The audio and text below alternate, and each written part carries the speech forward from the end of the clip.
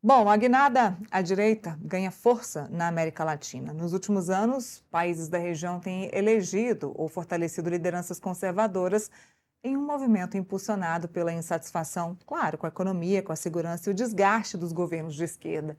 Esse novo cenário também tem impacto no Brasil e nas articulações para as eleições de 2026. Vamos aos detalhes. Quem está se aproveitando desse movimento é Flávio Bolsonaro, que vem apostando na maré azul para fazer política. Eu quero aproveitar e chamar o Mário Sabino, colunista do Portal Metrópolis, para a gente falar um pouquinho sobre isso. Sabino, muito boa tarde a você. Estou aqui no programa falando sobre as viagens do presidente Lula, as viagens do Flávio Bolsonaro. A última foi para a Argentina para participar do evento lá com o Javier Milei, acabou tirando foto e dizendo que quer aí uma América Latina, uma América do Sul azul. E eu queria ouvir seu posicionamento sobre isso. Boa tarde, Neila. Tudo bom com você? Tudo ótimo, e você? Tudo bem. Ando meio sumido, mas eis-me aqui outra Muito vez. sumido, Sabino, muito sumido do nosso programa, fez falta. Obrigado.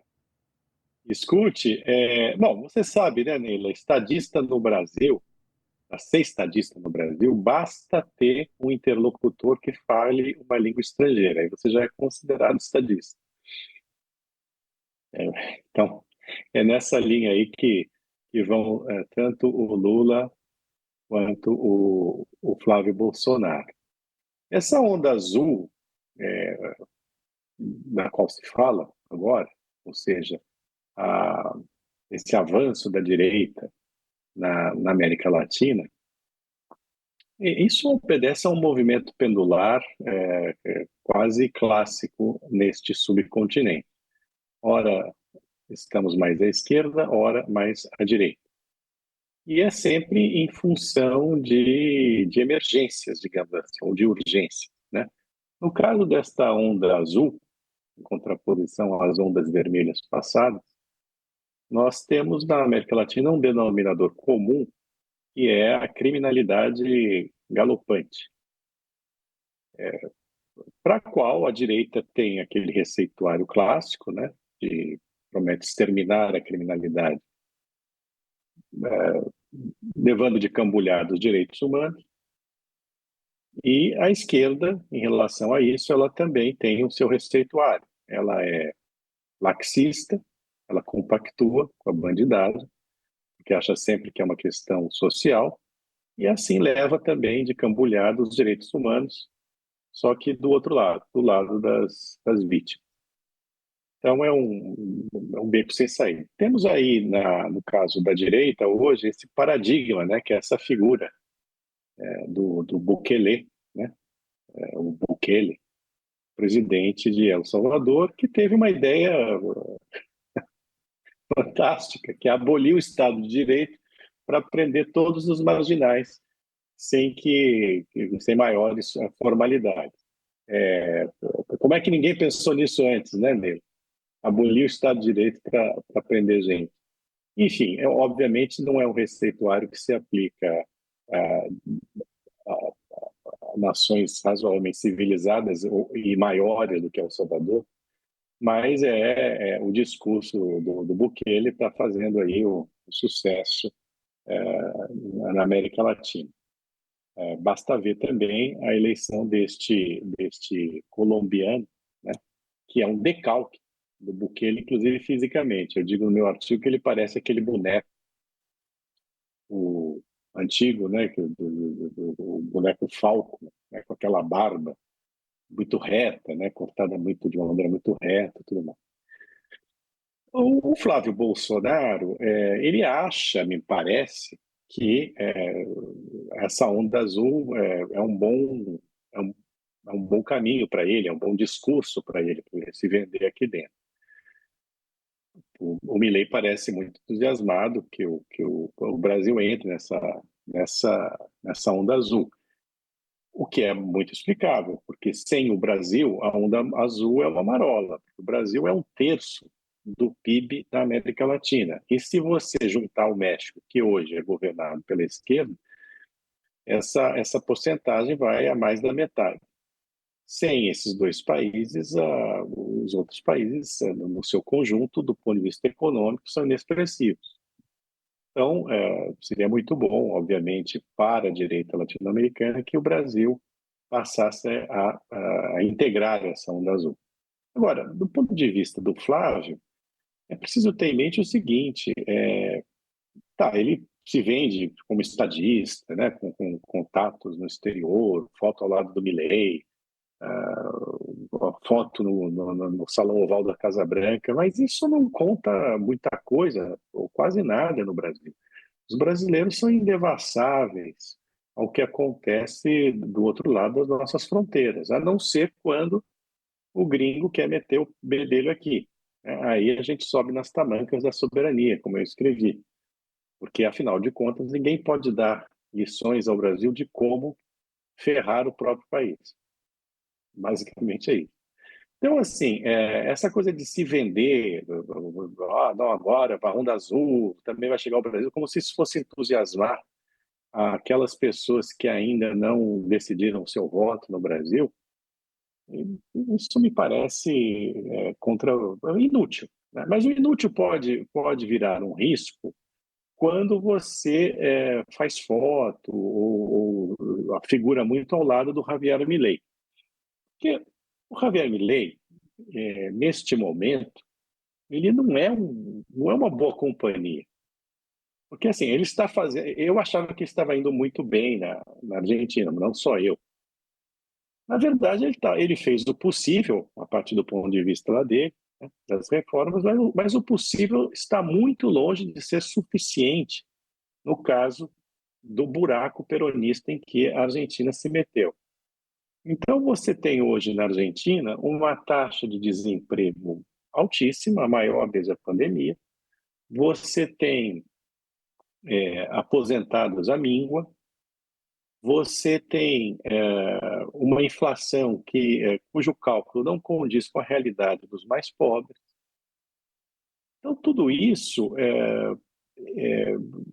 não é um bom cartão de visitas para o Milei, muito menos para o Bolsonaro. Eu imagino até que, se ele começar a ficar muito ao lado do Milei, a campanha do Lula vai apontar: você quer para o Brasil o que está acontecendo na Argentina? Obviamente, deixando de lado as coisas boas que o Milei fez, né, e o fato dele ter pego o país quebrado pela esquerda peronista.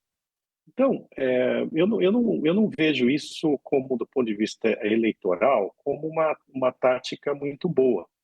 Agora, tem de se levar em conta que o Flávio Bolsonaro está fugindo das sombras que lhe foram lançadas. Primeiro, pelo caso Dark Horse, que, a julgar, inclusive, pela manchete do site Metrópolis, não o abandonará tão cedo, né? Muita coisa ainda deve ser desvendada. E também agora pela sombra que lhe foi lançada sobre a sua candidatura pela Michele Bolsonaro, né? Essa briga familiar, mas uma briga muito bem calculada por ela, né? Porque a Michele Bolsonaro, ela adquiriu luz própria, independentemente de ter mérito ou não, né? Eu digo méritos objetivos. Ela conseguiu se firmar como uma figura política de relevância. Foi ela que fez o tal PL Mulher. Ela seria um bom ativo para a campanha do Bolsonaro para atrair um certo eleitorado feminino. E, no entanto, o Flávio a menosprezou. Ela também tem as suas ambições desmedidas. Então, assim, o Flávio está procurando escapar dessas coisas. E aí escapou para a Onda Azul, né? Escapou para tentar vender alguma coisa boa nesse momento em que ele está com essas duas sombras sobre ele. Desse ponto de vista, é compreensível, mas não é, você entende? Não parece efetivo do ponto de vista eleitoral. Serve apenas para mudar a notícia, mas não muda o fato de que não acho que tenha apelo entre os brasileiros, entre os eleitores brasileiros, essa história de onda azul na América Latina, né? Acho que o Milei, como eu disse, pode ter um efeito danoso para ele em função das dificuldades que as políticas econômicas dele enfrentam no seu país. Então, o quadro é esse. É, Enquanto isso, o Lula também foge, também escapa de outro assunto, né, que é, neste momento, o caso Jacques Wagner, e ele faz isso com aquela saída clássica de gastar o nosso dinheiro de maneira indevida, com esses programas eleitoreiros. O último agora é o tal do Desenrola Adimplentes, depois de ter lançado a nova versão do Desenrola para os inadimplentes, que é a única coisa que o Lula sabe fazer, é afundar as contas governamentais e endividar não só o governo, como os cidadãos, ignados ou não disso. O que a gente teria que se perguntar, para terminar aqui esse comentário, longo já, para mim, é se os brasileiros não fariam melhor em votar em gente que não está tentando escapar de nada, né? Seja de complicações próprias ou adjacentes. Mas eu acho, como eu escrevi nele aqui, isso é exigir demais, é ter expectativas além das nossas ambições nacionais, né? Eu estou sendo aqui, obviamente, irônico. Mas você fez uma excelente análise, porque se formos entender os últimos movimentos, por exemplo, do Flávio Bolsonaro, o presidente Lula já faz isso há tempos, que é mudar o assunto, virar a página, arrumar uma cortina de fumaça. Nesse Lula 3, ele fez isso em todos os momentos, inclusive evitou de falar com a imprensa sobre assuntos importantes. E o Flávio também vem fazendo isso. Sempre que algo despenca sobre a sua cabeça, principalmente agora enquanto pré-candidato, ele muda a página, muda o assunto como se nada tivesse acontecendo. Sabina, ele prometeu uma resposta, um relatório financeiro de gastos para o filme Dark Horse. Isso já faz 2 meses, talvez até mais.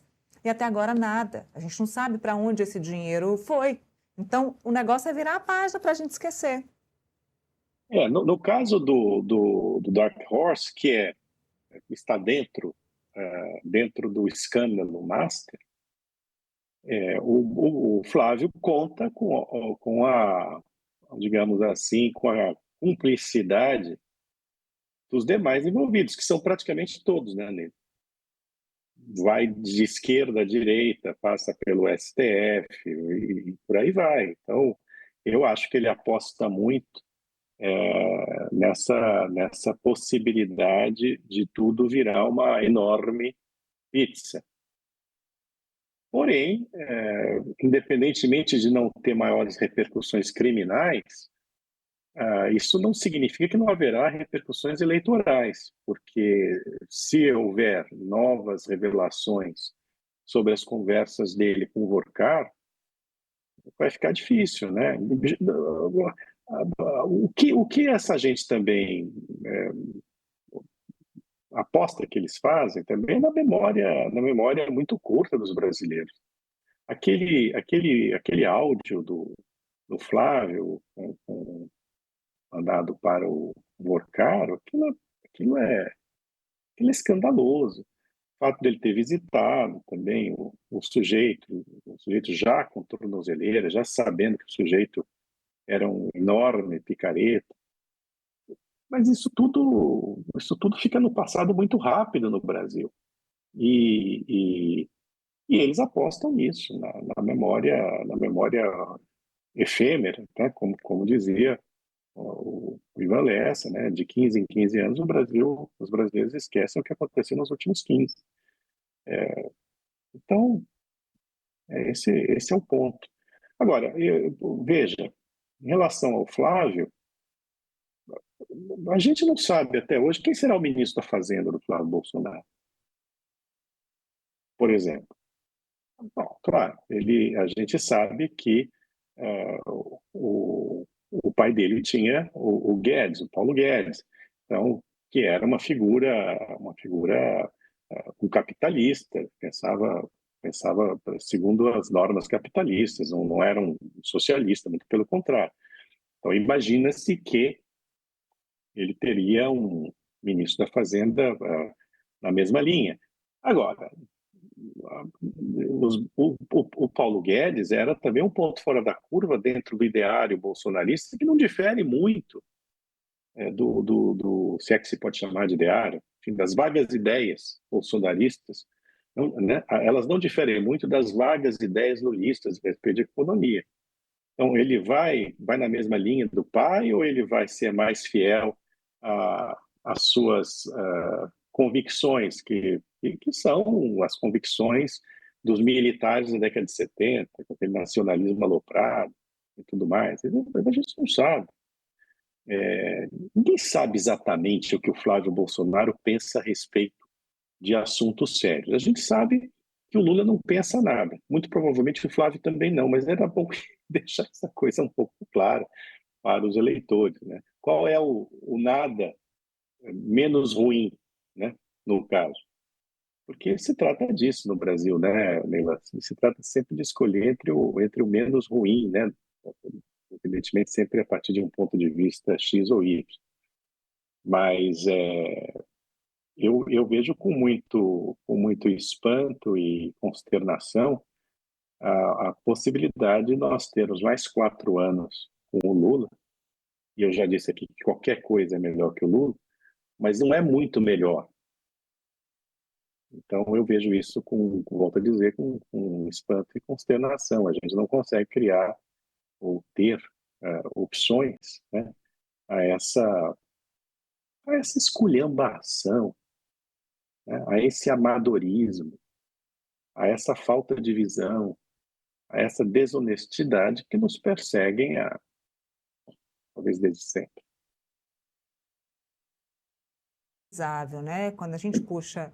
Sabino, me ouve? Agora eu estou ouvindo.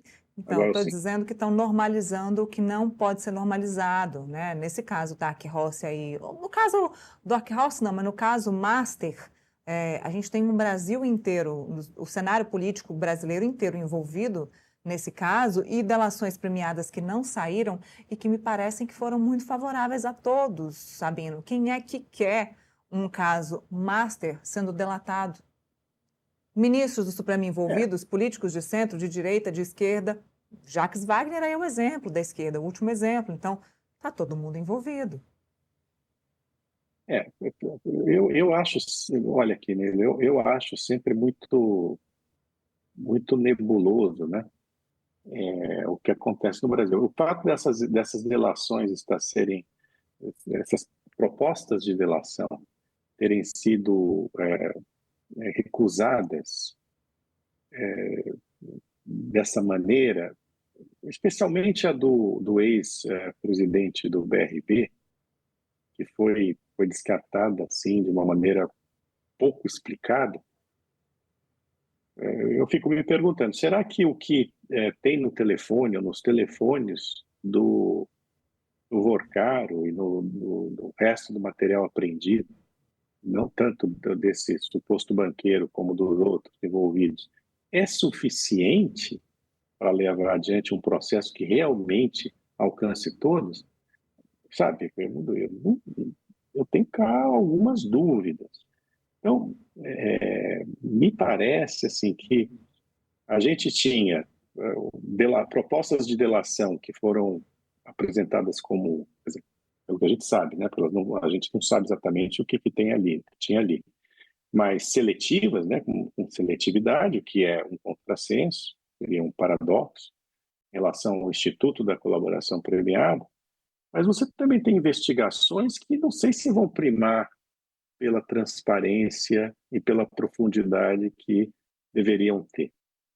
A gente sempre fica com o pé atrás em função, neste caso especialmente, de o crime abarcar todo mundo de todos os lados.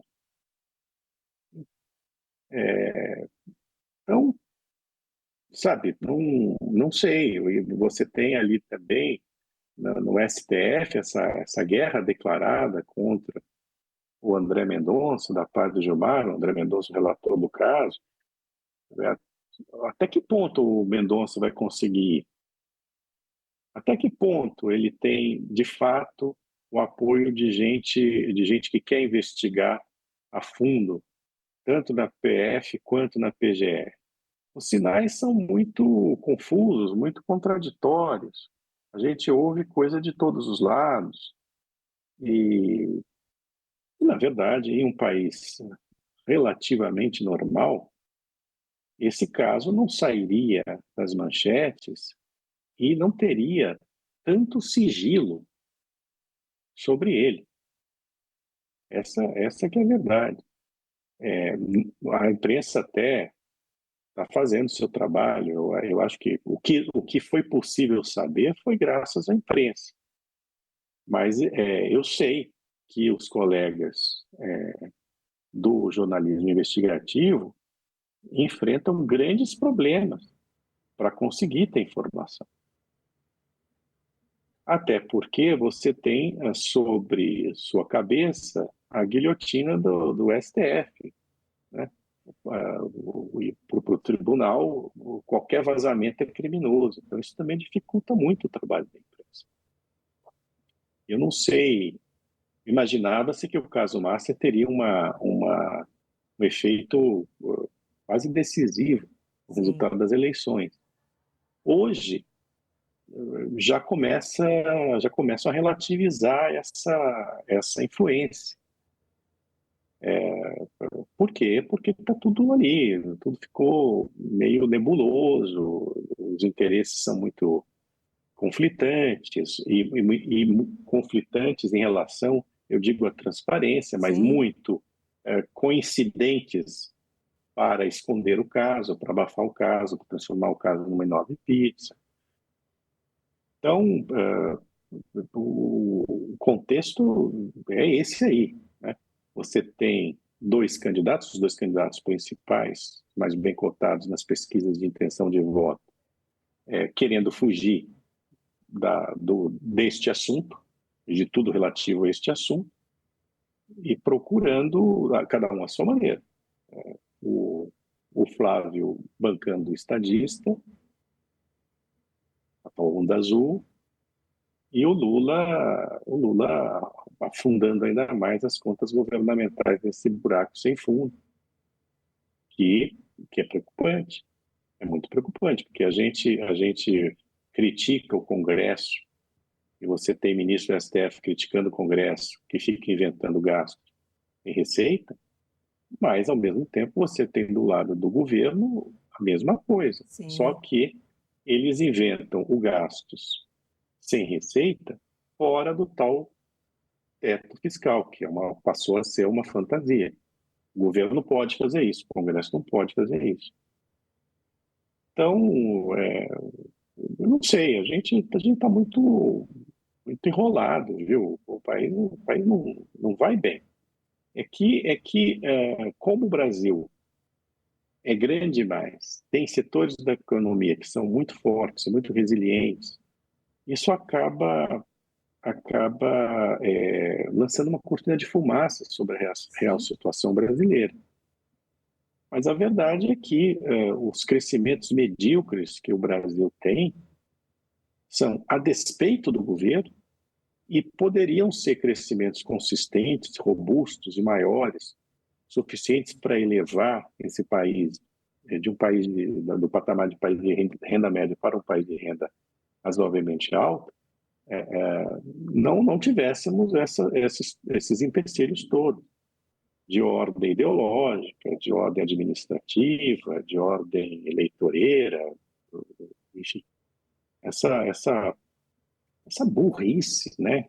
Quando é tudo muito burro, né? Quando você, você só pensa em ter vantagens imediatas e individuais ou para o seu grupo, em detrimento do resto, isso no contexto geral é uma tremenda de uma burrice, né? Uma burrice com a nação, uma irresponsabilidade e uma burrice. Consegui mudar o assunto com o Sabino hoje, a gente se estendeu um pouquinho mais, mas foi importante ouvir a sua análise. A gente já estava sentindo sua falta, Sabino, aí eu resolvi puxar você para um outro assunto, tá? Mas pode, só não me faça falar sobre futebol, porque eu não Jamais, porque eu entendo também não saberia começar patavina, esse assunto. Bom, parece que não entender patavina não é exatamente um impedimento para se Não, falar de futebol, não. certo? Mas eu não me arrisco, não. O único comentário que eu fiz sobre Copa do Mundo foi da escalação da seleção da década de 70, que é a única Copa, eu tinha 8 anos só, mas é a única Copa da qual eu me lembro vividamente e da qual eu ainda recordo a escalação da seleção brasileira. Então, o único comentário foi da escalação da seleção de 70 no meu Twitter. Mas, fora isso, eu não faço mais nenhum tipo de comentário. Claro, uma ironia ou outra eu sempre faço, mas assim, eu fui ontem, eu olhei as redes sociais, tinha ministro do STF falando de futebol, Todo mundo. jornalista, claro, economista falando de futebol. Futebol não tem toda essa importância, né? Inclusive, mas enfim. Mas eu não falo sobre isso não, viu, Nena? Ainda bem que você também não se arrisca, porque aí a Não. gente fica aqui.